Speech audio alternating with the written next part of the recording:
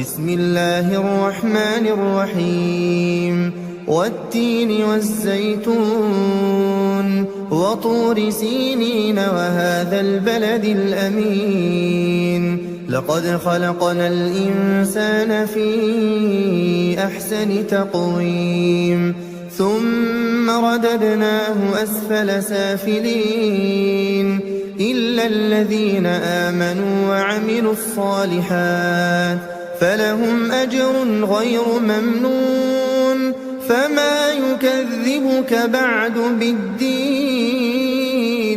أليس الله بأحكم الحاكمين